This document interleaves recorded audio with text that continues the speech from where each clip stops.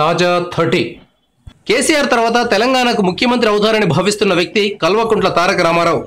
తనయుడు కేటీఆర్కు భవిష్యత్తులో రాజకీయంగా సమస్యలు రాకుండా ఉండేందుకు కేసీఆర్ చాలా పకడ్బందీ ఏర్పాట్లు చేశారు. జిల్లాలను విభజించి నాయకుల బలాన్ని బాగా తగ్గించారు. టీఆర్ఎస్లో ఇప్పుడు కేసీఆర్, కేటీఆర్, హరీష్ రావుల తర్వాత అంత బలమైన నాయకుడు అంటూ ఎవరూ లేరు. అంత జాగ్రత్తగా కేసీఆర్ టీఆర్ఎస్ను తీర్చిదిద్దారు. ఈ నేపథ్యంలో కేటీఆర్కు పార్టీ పగ్గాలు అప్పగించేందుకు కేసీఆర్ రంగం సిద్ధం చేశారు. పార్టీ అధ్యక్షుడిగా కేసీఆర్ ఉంటూనే కేటీఆర్ను వర్కింగ్ ప్రెసిడెంట్ను చేస్తారని వార్తలు వస్తున్నాయి. ప్రస్తుతం టీఆర్ఎస్ సభ్యత్వ నమోదు కార్యక్రమం జోరుగా సాగుతోంది. ఈ కార్యక్రమానికి ముగింపుగా ఏప్రిల్ 21న హైదరాబాద్ శివార్లలోని కొంపల్లిలో టీఆర్ఎస్ ప్లీనరీ జరగనుంది. ఈ ప్లీనరీలో కేటీఆర్ను వర్కింగ్ ప్రెసిడెంట్గా ప్రకటిస్తారని టీఆర్ఎస్ వర్గాల్లో ప్రచారం జరుగుతోంది. ఒకవేళ వర్కింగ్ ప్రెసిడెంట్ పదవిని ఇవ్వలేని పక్షంలో ప్రధాన కార్యదర్శి పదవిని కేటీఆర్కు అప్పజెబుతారని సమాచారం. వర్కింగ్ ప్రెసిడెంట్ అనే మాట ప్రస్తుతం తెలంగాణ తెలుగుదేశంలో ఉంది.